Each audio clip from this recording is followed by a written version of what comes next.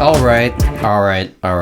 Welcome back to the Hold My Helmet Football Podcast. I'm your host, sadly, Will Reichling. And I'm your co-host, Dylan Boyle. By your demeanor, I think you and the rest of everyone knows what happened. Robert Saleh was fired today as the New York Jets head coach. Woody Johnson told him, by the way. Apparently, he did not discuss this with Rodgers before he fired him. There's reports out there, Dylan, that Saleh and Rodgers got into a heated argument after the game, and Rodgers was blowing him off. Saleh was considering giving play calling to Todd Downing and demoting Nathaniel Hackett. Apparently, he made that decision, and 5 minutes later, he was fired.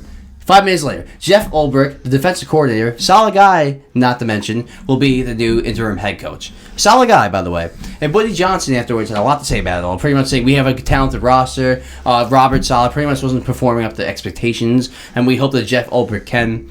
I'm just going to say a few things, and I'll let you get into what you have to get into. Sure. Robert Saleh definitely had to go when the season was over. I'm not denying that. He was 20-36 as the head coach of the New York Jets. His record just says it all. He did not perform enough. But to do this mid-season makes no sense when you're replacing him with Jeff Ulbrich, a Robert Saleh guy. Quarter season. I'm sorry. I had to throw that out there. It's not half season. Well, exactly. Even worse, Dylan. It is. 5 games into it, you're replacing him with not a totally different face, a guy who's a Robert Saleh guy. So you're basically replacing a defensive head coach with a defensive head coach. This Jets franchise is a disaster, and it starts at ownership. Woody Johnson, he's a bad owner. I think we all have to admit that. He's not a good owner. He's impulsive, he does things that are out of the norm, and he just gets too overreactive to everything. It always starts with the owners. Look at Dan Snyder on the Redskins Commanders, David Tepper on the Panthers, in some ways, Jerry Jones on the Cowboys. These meddling owners trickle down on the franchise and create toxicity. Dylan? We literally talked. It's crazy because we literally talked about this last week. I don't know what else to say. I really don't. I just think this starts at ownership and it trickles its way down. And since 2000, since Woody Johnson has owned the team, since Belichick left after a day of being the head coach, the Jets have been a disaster. They haven't been to the playoffs since 2010. Technically, it was 2011. It was January 2011. But the 2010 season, yeah.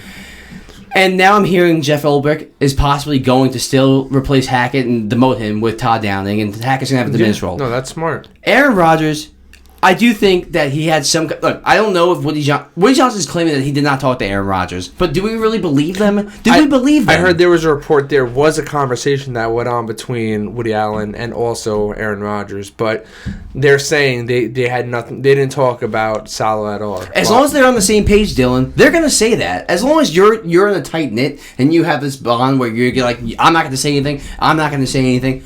We'll never know. We will never know, Dylan. Maybe in some documentary like 30 years from now. But Aaron Rodgers runs this team. He runs this team. He does. They made a deal with the devil trading for him a few seasons ago. The Achilles injury, not his fault. It was very disappointing. Everyone thought they were going to bounce back this year, be a playoff team, be a Super Bowl team. This is not a playoff team. It wasn't a playoff team before Saleh was fired. It's definitely not a playoff team now. All I'm saying is, yes, Saleh had to go. He wasn't performing. He's a shit head coach. But this is not going to change anything. This is not going to change the narrative. The Jets are still a bad team. And Aaron Rodgers is part of the problem. Whew, there's a lot to get into on my end, too. Listen, obviously, nobody likes how it happens, but it had to be done. Robert Saleh was not the guy. He was not the guy. He wasn't. He was more of a friend that you hang out at a bar with. He is not the type of guy to be a head coach. And it showed on this team. He really let Aaron Rodgers run this team, basically. He let him do what he wants. He let him call his own plays audible. It's not like he even chimed in on hacking, making the play call. It's just he didn't make any sort of stance with this team. It seems like he was trying to be friends with Aaron Rodgers instead of his head coach. And you could tell on the sideline. I mean, there was obviously like an awkward chemistry that's going on between them. Obviously, everyone's seen the awkward hug where Aaron Rodgers pulls away. It's like, what are you doing? Like, I was just about to bring that up. Just like in disgust. Like they do not like each other at all. And that's the last thing you want. But you said it perfectly before. They signed a deal with the devil. And I said this before he even came to New York. I'm like, this is not going to work. Aaron Rodgers is the most stubborn quarterback in the NFL. He is not going to be okay with taking orders from people. He's going to want to run his own offense. He's not going to want to hear anything. He wants everyone to listen to him, get the players he wants. He came in here with a list. You should have known it was bad when he comes in with a list of fucking demands. A list of demands that he wants. I want this receiver. I want this head coach. I want this. I want that. Come on, man. And it's funny because at the time, apparently that was rumors. But now thinking back on it, were those rumors? Or was that a real list? Was that a real list? But you made a lot of good points. And honestly, Aaron Rodgers, the last 2 MVPs he won, who was it under? Matt LaFleur. What did they do? He listened to Matt LaFleur. They had a meet in the middle. They ran the ball. It seemed like he finally started to listen to Matt LaFleur, and that's when he started to shine. Matt LaFleur, good offensive head coach. But now he's gone rogue. Yeah, now he's gone rogue because look at his offensive. Look, I know Hackett was his offensive coordinator on the Packers, but he didn't call the plays. Matt LaFleur called the plays. Hackett never called plays. He called plays in Denver. They sucked. He calls plays in the Jets. They sucked. They have sucked. Now, you brought up a good point. New England, when Rodgers pushed off of him and he's like, 2-score lead. We were all like, no, that's nothing. The more I look at it, like, you look at his face, he's like, it was just like the most disgusted face I've ever seen. And it's funny because at the time I said there's no issues. Everyone's dragging it. Looking back on it, there might have been boiling issues there, my friend. There might have been. I don't know. You see all these little clues, and like it just makes more and more sense that Aaron Rodgers might have caused this. Aaron Rodgers is the reason that Saleh got fired because he has not been performing up to par. Mm-hmm. Aaron Rodgers, I've said this on the Green 19 podcast with my friend Charlie. We have a little Jets podcast. Go watch if you want. He has a career low in yards per attempt, 6.6. What does that mean? He's not pushing the issue down the field. When is the last time you saw Aaron Rodgers throw a deep ball? And one time. Before we start this podcast tonight, I asked you this question. What did you say? Can he? Does he even have time? Not only that, does he want to? Does he feel like it? Because this team is a bunch of deep slant merchants. All they do is not deep slant, quick slants. They're quick slant merchants. Quick slant. And what happened? And we'll get into the Jets-Vikings right now. What happened? Quick slant, audible to a quick slant, Van Ginkel, pick 6. And because they read it. They watched film, saw that this team loves to run slants all day. Ate it. Pick 6. But you brought up a great point. Not even... I think you might have told me this off the air some other time, and it makes so much sense. Aaron Rodgers, he doesn't like to throw picks, and he'll do everything he can to avoid to throw picks. So he doesn't take those big chances. Yep. He's falling back in the pocket. He doesn't trust himself to make a good throw off his back foot. Sometimes you have to. We saw it this week. Saints quarterback Drew Brees. You saw him throw an amazing ball off his foot. That was just a dime. Another ball was a pick. You're gonna get it's like a 50-50 ball. You got to take those chances. You watch that Cardinals-Niners game. Kyler Murray, fourth down, him too. Fourth down, had off his back foot, threw it to Marvin Harrison, got that completion. That is the reason they won that game. You need to take risks. Does Aaron Rodgers ever take risks on this team? He doesn't. I know that he was great in Green Bay, but he does not take risks. And I'm gonna bring up one more point about that game. Garrett Wilson, you saw like 3 or 4 times they weren't on the same page. Garrett Wilson ran the wrong route, or the route that Aaron Rodgers didn't want him to run. If that's the case, if you can't get on the same page with your receivers, stop calling routes where there's 2 different options, 2 different reads. Or don't do it. Listen to your offensive coordinator. Bring a play caller in that can call plays. Don't be doing these hot route situations where you have 2 different options. You go one way, go the other way. If you can't get on the same page, if it doesn't work, stop doing it. Get a play caller in that can call plays. Oh my God, we've been saying this for like weeks. We have. Weeks! It's unfortunate. I mean, this Jets team is just crumbling before our eyes. I mean, more and more every week. This is turning into a disaster, Dylan. And in all honesty, like, I'm seeing all these stats. They're in the same position they were last year. They had the same amount of points. Which is crazy. And they had the same record. How is that possible? With Zach Wilson. It blows my mind. You played the Broncos. It's not like you played anyone. Like, they lost 10-9 to the Denver Broncos at home. And it's crazy because sorry, guys. The Jets defense is performing better than they were last year. I say that, but at the same time, there were so many plays in this game where they were just receivers wide open. Yes. Where is Sauce? Where is Reed? What's going on? And Sauce dropped the pick in the end zone. Did you see that? It's like you're supposed to be like and.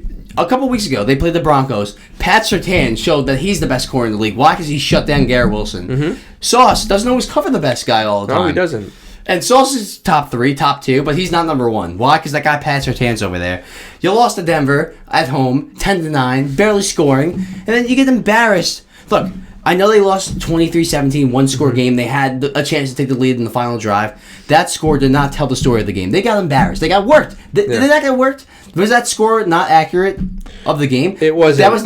It wasn't close in my opinion. I felt like it was a 6-point game. I felt like they got blown out. They might as well have, but I just keep on going back on the same thing. In the first half, that offense didn't score a touchdown. You guys had all the opportunity to win this game. Your defense kept it in it for the last drive. And obviously that secondary is looking a little weak, but that O-line is keeping this team together. Same thing with the defensive coordinator. He's the one that's putting this all together. So kudos to him. He got the head coach job for now. What do you make of the Jets? They're not doing anything. Before Saleh got fired, they were not a playoff team. Now they're not a playoff team. This didn't make any difference. Ulbricht's a solid guy. You're bringing in a solid guy. Well, not bringing him in. You're promoting a solid guy. It's gonna be the same philosophy. Yes, he might hold more players accountable. You really think that holding players accountable? These are veterans. These are pros. Do you think holding them accountable is gonna give them 3 more wins? Do you think that? Do you really think that? I don't either. But at the same time, this had to be done. As much as you disagree, I kind of agree. I think it had to be done at the end of the season. I don't think it makes a difference. I don't think it gives them a boost. I don't think it changes anything. I think sets the tone for next year and the rest of the season. I can see them coming back and bouncing back, having a win, and at that point, you're tied for first place in the division, and that's all up to the players at that point. And then it's kind of a reset. Right. So we're going to get into this next team in a little bit, but this team, the Cowboys head coach, Mike McCarthy.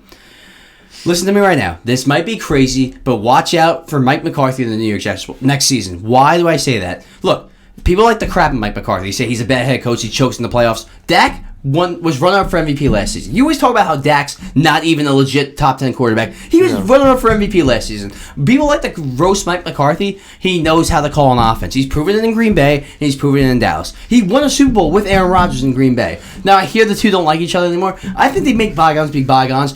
Watch out for Mike McCarthy, because if the Dallas Cowboys don't perform this season, they're firing him. But I don't even care if it's McCarthy. Maybe Bobby Slowick and the Texans. Maybe the Kubiak kid and the Saints.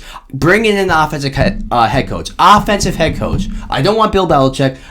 He's not even going to want to go to the Jets. I don't want Mike Vrabel. I want offense. Offense. You have a 40-year-old quarterback, weapons on offense that need to be utilized. You need a play caller. Yeah, absolutely. You need a play caller. And going back on McCarthy, he's a great offensive mind, honestly. I mean, if you look at this Dallas team, it's not play calling. It's beyond play calling. It's Dak. And his bad decision making. It's absolutely Dak. They set them up to win, and it just comes down to Dak not making the plays. If you look at the receivers down the field, usually some guy's always open, but he throws to the wrong guy. It's Dak and the owner. It's him and Jerry Jones. Him goes back to ownership, Dylan. Not giving him what he needs. I think that's the theme of this. Not putting the right talent around him. I think this is the theme of this, the ownership trickling down. And Mike McCarthy's kind of set up the field. When the owner goes on the radio every single week talking about the team, what owner goes on the radio to talk about their team? Does John Mara talk weekly about the Giants? You don't hear him ever talk. Because owners don't do that. That's not normal, Dylan. So Mike McCarthy, I know he gets crapped on, but watch out for him, because if Dallas doesn't improve, he's going to get the boot. And they had a nice Sunday Night Football win against the Steelers, but they didn't play well for most of that game. And at this point, what else do you do? Because you just gave Dak the contract, so at this point, you're stuck with him. You got to work with what you got.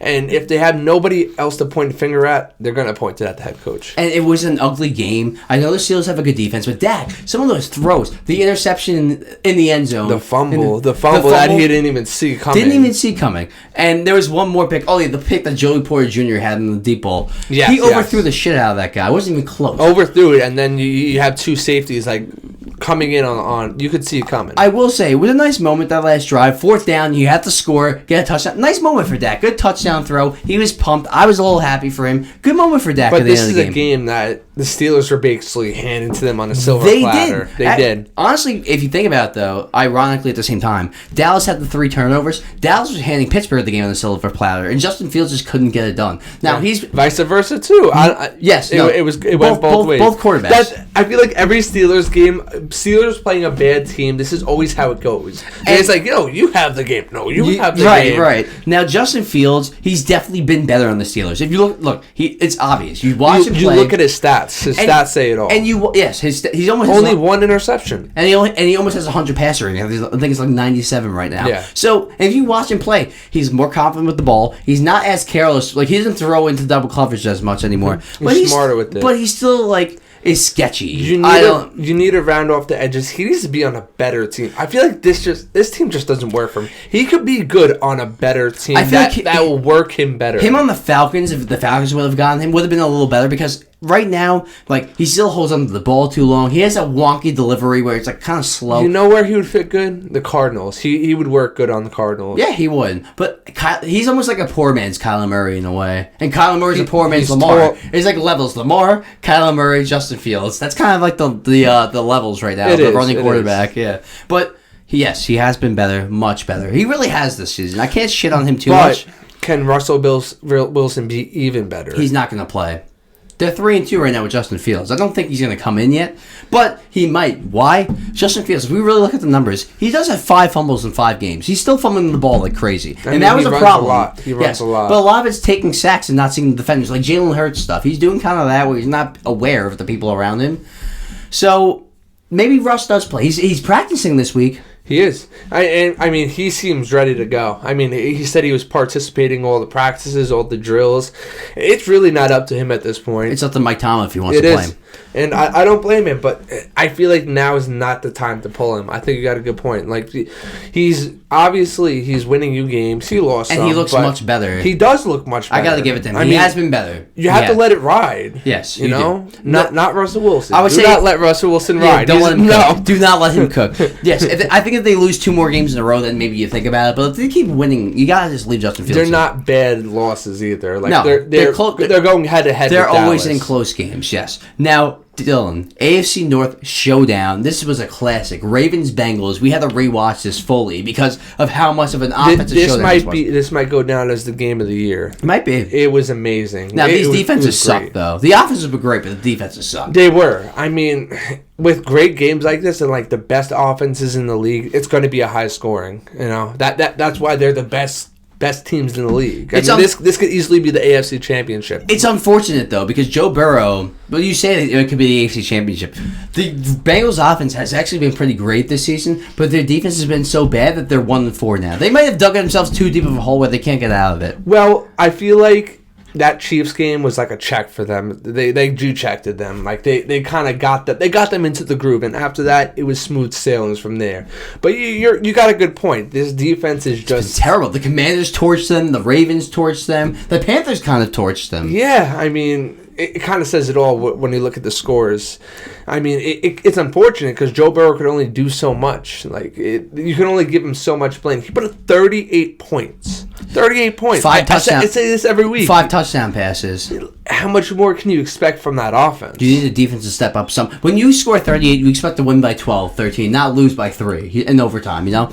But you want to know why they lost by 3? Lamar Jackson was making video game type throws. Video game. That fumble. Fumble recovery. That might have been the best play of the year. Likely. Might have been the best play. He really has improved from the pocket. He was a running quarterback when he came out of college, but now he's way smarter, more calculated when he runs, gets down. He doesn't really have those 60-yard runs anymore. He's like 10, 12, 5, 8. It's way more efficient, and he sits there and dissects from the pocket. He torched that Bills defense from the pocket. Absolutely. He can throw. I love it because obviously when he was younger, he would just automatic run. Now it's his last option. He'll sit there in the pocket for 10, 12, 13 seconds before he's like, all right, nobody's open, I got to dive. And he'll throw a dart from the pocket into double coverage. He'll thread needles. And they have the talent on offense. Like, he trusts his receivers. Like, Zay Flowers likely might be one of the best tight ends that isn't the best tight end because he's on this team. It's weird. He really could be a rising star, but it's just like they have such a weird offense. You brought this up when we were watching the game. Zay Flowers, if he was on another team, would have way more numbers. But if he was on the Bills, they have a running offense. It's like weird. The receivers don't get involved that much. Like what last week against the Bills? Yeah, last week against the Bills, Zay Flowers didn't see any action. He might have had 2 catches, and they blew him out, and they had 30+ points. Yeah, I'm like, if you're blowing a team out like your that, number one, you think your star receiver would be rolling in receptions, but no, it's great because this is how our offense should be, you know. And you're not going to have many offenses like that. Like, if you don't have a Derrick Henry that could just keep running up the middle and just laying out people. And it's funny because the first couple of games I said, does Derrick Henry really work right now? Yeah. Because it was a wonky, it was a weird fit. Works. It was a weird fit at first, but I think they found out how to use him. Because I felt like Derrick Henry's a downhill runner. Yeah. And they needed more of a scat back read option, but they're giving him tosses. They're giving him the read option. They're giving him screens. He's actually pretty versatile. You want to hear something he's crazy? Pretty versatile. You would think like an offense like this would be running like the lines where they have two like really good running backs. It's all Derrick Henry. Justice Hill doesn't do anything. He gets in there for one or two plays and runs. It's mainly Derrick Henry. I agree, but when Justice Hill does get in there, he's been pretty effective though. No, I will say he pops off the screen when he does get in there. Cause I'm like, oh, Justice Hill, nice run. Ooh, nice screen catch. Like, but they're finally doing what we said they would do: the fake run option, the read option. It's so deadly. They're giving him tosses. Like they're using him like a speed back because, dude, as big as he is. He does run past people. He's fast. He's fast. Stiffs arms. He lays his shoulder down. That's everything you want to see. He's everything you want to see in a running back. More. So we talked about AFC North. We'll go to the NFC South. Thursday Night Football. It actually feels like a while ago this game happened. Falcons Bucs. Kirk Cousins, dude, for over 500 yards, had a career day. And we know how Kirk Cousins, the narrative was he sucks at primetime. The last 4 or 5 games, he's been really good. He has put that to bed, absolutely. And it's funny. He did this while Matt Ryan was coming in. What was it? His Hall of Fame memorial he got the ceremony. The Ring of Honor, yes. He did that, and then he went ahead and broke his record for passing yards. Yeah, good job. It was funny. But 500 plus passing yards, that's no joke. I mean, he came in this offense. Obviously, he had a rough week or two, but once he had it going, he had it going. I mean, he had another 2-minute drill on the Bucs where he just tossed it down and he got it done. I mean, he's just like one of those clutch players now, and it's crazy because he was the complete opposite on the Vikings. So 2 old quarterbacks right now. Who would you take, Kirk Cousins or Aaron Rodgers? Oh, Kirk Cousins all the way. Kirk Cousins all the way. Kirk Cousins or Jared Goff? Kirk Cousins. Because Jared Goff needs everything perfect around him to succeed. Kirk Cousins, we've seen him back against the wall this season and succeeding. Absolutely. I mean, multiple 2-minute drills that he's just finessed. The Saints. What was the other one? Saints-Eagles. Saints-Eagles. I mean, it's just phenomenal. He just makes time in the pocket, and his receivers get open. His receivers are looking phenomenal. He's making Kyle Pitts and Drake London. London's looking like a star. We thought Mooney, he was in Chicago, and we were like, is this guy even good anymore? He looks like an effective receiver, Dylan. But even it's crazy because I still haven't seen Kyle Pitts. It's crazy. Yeah, he got a little more involved though. He did, but it's just crazy how much expectations he had on Kyle Pitts, and he's still. Where's he at? You want to know what I think it is? I think it's because it's weird because he's not a great blocker, but he's a tight end. But when you line him out wide, he's not the fastest receiver. So it's like he was a mismatch in college, but in the NFL, the linebackers are faster than him. But the linebackers are bigger than him and faster than him, and the corners are faster than him. So it's like he's not faster than anyone. He's not bigger than anyone. So he what's his really mismatch? He doesn't have that X factor. You have the nickel corner cover him. There's a lot of really good nickel corners in the league, Dylan. So it's like. It's tough because he can't block. He can't line up next to the tackle in the 3-point stance. He's a wideout, but he's not a great wideout. And then you got Mooney, London, you got Bijan in the backfield. Right. What else do you need? You really don't need Pitts at that point. He's a weird fit in this offense. He is. He's kind of like the outcast, if anything. This is the best version I've seen of Baker, though. Absolutely. Both these quarterbacks went off. Listen, as much as Kirk Cousins went off. Baker, he still looks phenomenal. I'm not going to crap on him at all for this game. He had himself a game too. So who wins this division? Bucs or Falcons?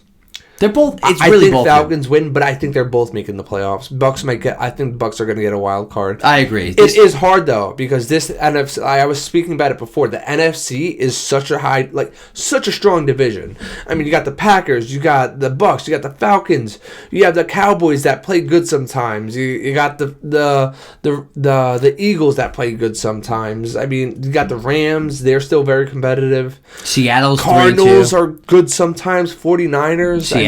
Seattle. There's just a bunch of teams that could just come out of nowhere. You don't know what the Vikings. How could I forget the Vikings? Chicago, Green Bay. Yeah, I mean, no, Chicago's not great, but they're 3-2 right now. I mean, I get what you mean because the AFC. what's Dolphins suck now. Jags, Buffalo is iffy. Right, Jags completely suck. The Bengals Browns suck. Like Bengals all these like dominant teams last year are just completely. I think right now the Chargers have the 7th seed. Do we feel confident about the Chargers right now? No. That's what I mean. Not even a little bit. It's tough. It's tough right now. NFC is definitely running the NFL right now. 100%. Two strong AFC teams though went battle to battle right now. Bills, Texans, and the Bills were actually favored in this game, which I was surprised about because the Texans were home. Nico Collins left the game early, but he was off to a monster start. I mean, he was in there for like 5 plays, and he made sure everybody's parlays hit. He had to go out. CJ Stroud was like... cool CJ Stroud. He might be the coolest guy in the NFL. You want to know why? He's so calm, collective, and confident. That's what it is. Just that confidence. You could feel it off him. We talk about it all the time. When a quarterback gets confidence, when Daniel Jones gets confidence, even... Zach Wilson gets confidence. You see some progression, some growth, Sam Darnold. That's a great example. Yeah, got good weapons now. Has good offensive head coach. Confidence. You build off that confidence. CJ Stroud has all the confidence in the world right now, and you see him making aggressive plays in the field. Mm-hmm. Does he have some bad picks sometimes? Yeah, he had a terrible pick in this game, but they won the game. Bills started to come back though. Can we talk about? There's 2 things I want to talk about. First, let's talk about Josh Allen getting Tua'd and still come back in the game. How do you feel about that? That blew my mind. I mean, was he especially a team like this, a team where 2 years ago somebody died on the field? You would think they'd be running all the protocols, making sure everything's fine before somebody gets back on the field. Obviously, after that thing with Tua, they were so strict on the concussion. You got a concussion, you're out for 2 weeks. No ifs, ands, or buts. But then we see this kid bounce his head off the ground 2 times and goes unconscious. He was unconscious, completely unconscious. He wasn't there. It took him a few seconds to come back.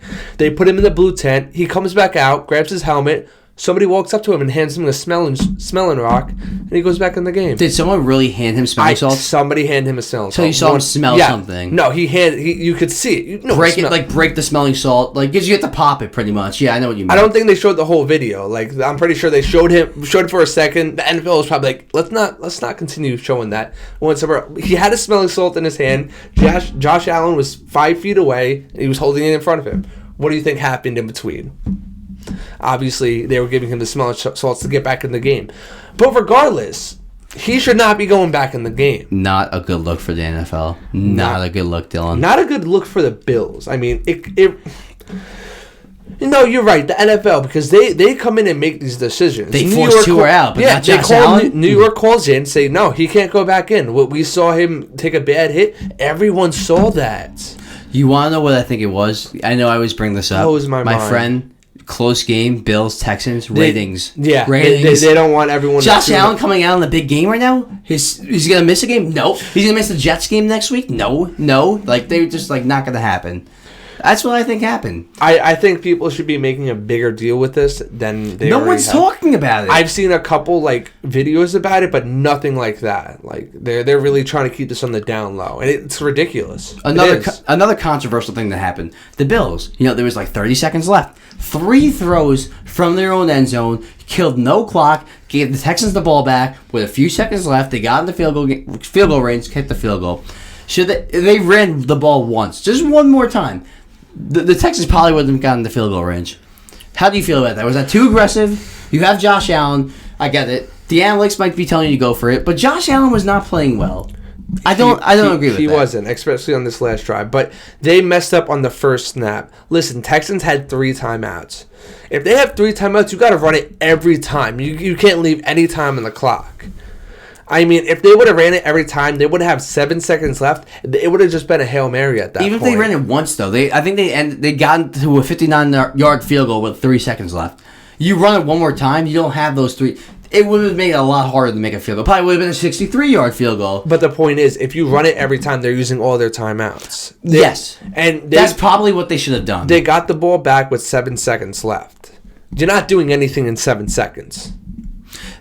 I agree. They probably should have just ran it 3 times, go to overtime. There's no guarantee they would have won the overtime, but they got too aggressive. Too cute. Too cute. This is our... On this segment of Too Cute, Josh Allen. Sean McDermott, Buffalo Bills. Yes. Throwing the ball 3 times from their own end zone. Very stupid. They lost their game. I'm not blaming it. You can't blame it on Josh Allen. He's not calling the plays. No. Sean McDermott. What are you doing? You're getting too cute. Too cute, my friend. Too cute. Cardinals at Niners. What a comeback. Kyler Murray. I was actually going to go into this game, after this game, saying, you know what, Kyler Murray, he's fun to watch. He's exciting, but they lose too many games. They were about to be 1-4. I'm like, this isn't working. Maybe he's exciting, but maybe he's just not a long-term solution. And I love Kyler Murray, you know that. Then all of a sudden, they come back. Kyler Murray magic, 4th down, throwing up to Marvin Harrison, making the play. Kyler Murray surprises me again. He surprises all of us again. And now they're 2-3. 1-4, 2-3, big difference. The 49ers, they lost to the Rams without Puka, Cooper Kupp. The comeback with the Rams. Now come back with the Cardinals, an inferior team. 2 teams that they let come back on them with an inferior team. Are you worried about the Niners? Am I worried? Absolutely. I'm worried about the Niners, but at the same time, I'm not worried about them. They're missing their star player, their X factor, and that's Christian McCaffrey. He's probably the best player in the league. 100% by a mile. So I'm not really worried about this team. I think Purdy took a big step up this year. He's throwing dimes. He's stepping up as one of their leaders, and he's acting like a leader. You know, I mean, he was kind of replicating what Kyler Murray was doing, running around the pocket. I didn't realize how mobile he was until I actually watched him. He is a very mobile quarterback. He could move around there. I realized that there was one year. play where he was in the pocket for 10 seconds, running back and forth. Said, "Screw it, nobody's open. I'm gonna run for the first down." Got the first down. I'm very impressed with there hasn't been a game where it's like, oh my god, he looks terrible. Yeah, he might have 1 or 2 bad throws. Everyone does. Mahomes has bad throws. It happens. But there's never a game where they just get blown out where, like, he looks terrible. They are good. But going back on the Cardinals, they're a very competent team. They might not win every game, but they stay close in games. Like, look, against the Bills, it was 28-34. They blew out the Rams 41-10. I think last week was when they struggled. Oh, the Lions, they had a close game. The Lions, one-score game, 20-13. It's the only team they got blown out was by the Commanders, and they were a good team now. So yeah. I'm not really worried about that. And they beat the 49ers. So they're very much in a playoff run. Back to what we were saying, another dominant team in the NFC. James Conner is very underrated as a running back. He is. He's nice. He is. He's a bulldozer. This last year, he's really rejuvenated. Wasn't he coming back from an injury last year? He's kind of always injured. Yeah, he's always hurt. That's his problem. He's always injured. That is the one problem, and I think they need another back. But I mean, you have all these wide receivers coming on. Michael Wilson. He had a nice game. And honestly, I know, like, we brought up Marvin Harris Jr. in the beginning, and he kind of faded off, but he's still a great receiver. He'll be fine. He still makes up for those bad throws. I mean, that play you were talking about before, where he was backing up into the back pocket, 4th down, throwing. I mean, that was the game right there. He had to go up and make that play, and he did. He did. So he's going to be a great player for this team, and I think the Cardinals could be good. I think they can. So we'll end this video on this. Go off on your Giants. Go off about your Giants. I know you're happy. Yeah, I had a great week. Go ahead. Going into last week, I had picked the Seattle Seahawks, and like, I've never been as satisfied with a bad pick before. They played their ass off. I'll give it to you. Even it's funny because when their backs against the wall, even against the Cleveland Browns, the first play they fumble it, they run it in for a touchdown. Same thing here. They're driving down the field, they have all the momentum, about to score a touchdown, fumbles it into the end zone, they run it all the way back for a touchdown. With their back against the wall, they're able to come back, stay calm, collective. Daniel Jones driving it down the field. They dominated this whole game. There wasn't one drive in this game where I was like, they drove every drive, and I loved it. And the deep ball too. He finally throwing it. I mean, nice deep ball to Slayton on the sideline. Yeah, he put all that stuff to rest. I mean, with the balls that he threw in this game. And it's funny because some guy commented.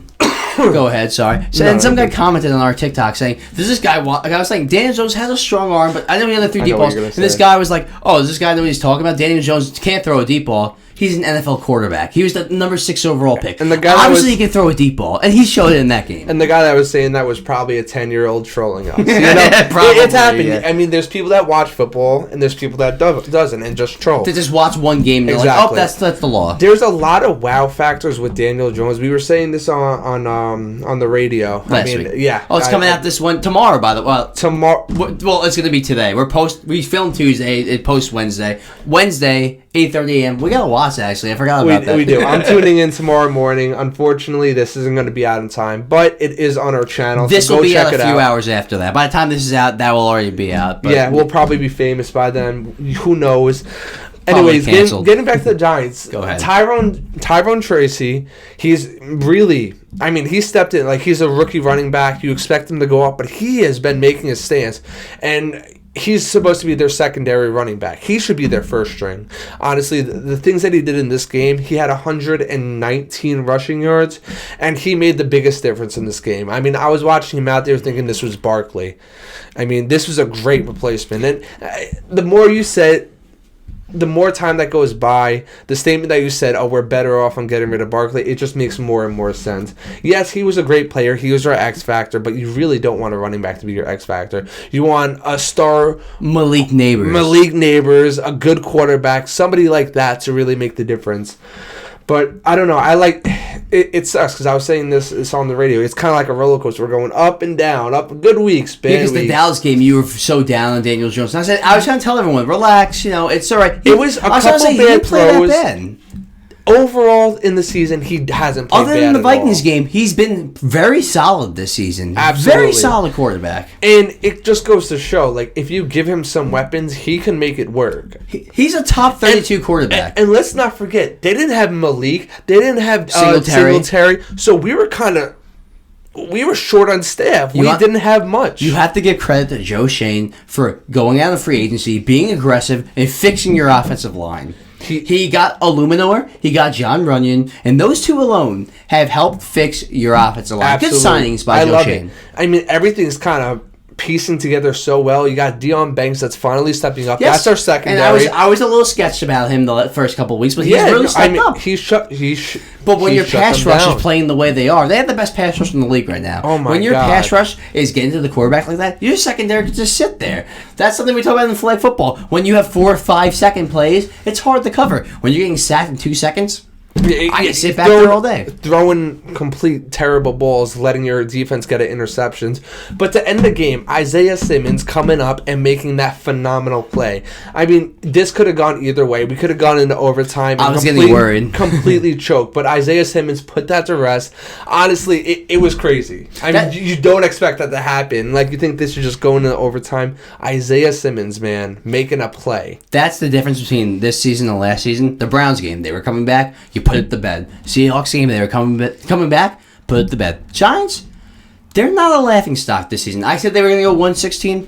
Yeah, I was wrong. What about that take now? I was wrong. The Giants, they could be an 8-win team. They could be 8-9, be feisty, and you know what? They could have a lot to look forward to next season. Again, this is a very, very tough conference, so we're going to have to make some big strides if we really want to make any sort of run. But so Daniel Jones, if he plays well, I still think no matter what, you should draft a quarterback. But if he plays well, bring him back. I was going to say do the Darnold McCarthy situation. Have them fight for it. Exactly. There's no reason why they shouldn't.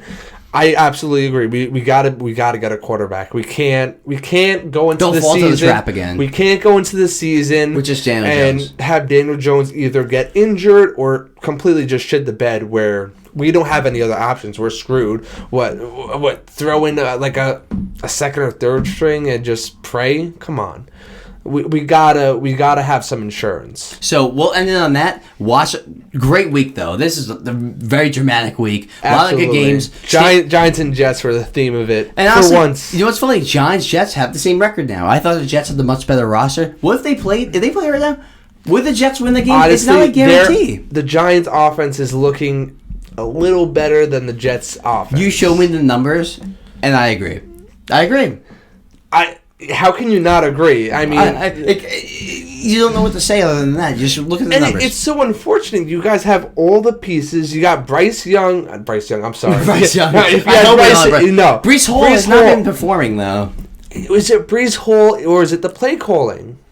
Maybe it's a little bit Listen, of both. we could talk about this all Talk day. about this all day. You know, Yeah. Great week. Stay tuned for our predictions for the next video. Week 6 predictions coming next. Thanks, Let's Dylan. go. Let's do it. See you guys in the next video. Thanks.